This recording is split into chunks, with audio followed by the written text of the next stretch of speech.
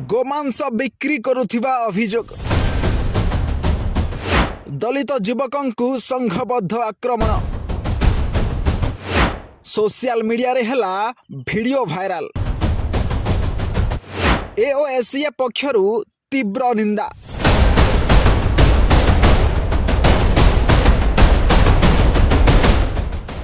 भल करी देखंतु ए वायरल हेउथिबा वीडियो को आखि बुझा निर्धुम माड़ जन युवक आउ जन युवकों को लाठी रे माड़ मारी चली आउ टिके पाखक नजर पकांतु जनक हाथ रे खंडा भी रही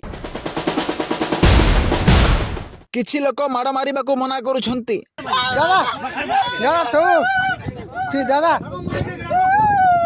सब आसन दादा मारा मारी ने हेले समस्ते पिटिबा को केही जणे आहुरी कहूची।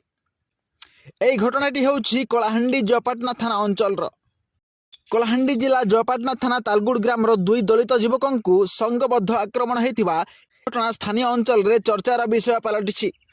गोमांस बिक्री करुथिबा अभियोग रे बजरंग दलर कर्मकर्ता और किछि साधारण लोक युवकों को अकथनीय निर्यातना देवा सह निर्धुम माड़ मारिछंती, जार वीडियो एबे सोशल मीडिया रे घुरी बुलुछि। एही आक्रमण घटना रे संपृक्त थिबा 5 जण युवकों नाम रे वर्तमान जयपाटना थाना रे मामला रुजु होईछि। एपटे घटना को नहीं all Odisha schedule caste federation प्रतिनिधि दल तीव्र निंदा करने सह पीड़ित परिवार को साक्षात करिसेंती एवं जयपाटना थाना अधिकारी सह आलोचना करिसेंती। घटनार निरपेक्ष तदंत करने पई दाबी करिसेंती। एहा सह दोषी विरुद्ध रे तुरंत आईनगत कार्यानुष्ठान ग्रहण करने को मध्य संघ दाबी करिछि। जयपाटना चित्रसेन बागंकी रिपोर्ट, क्रांति क्षेत्र लाइव।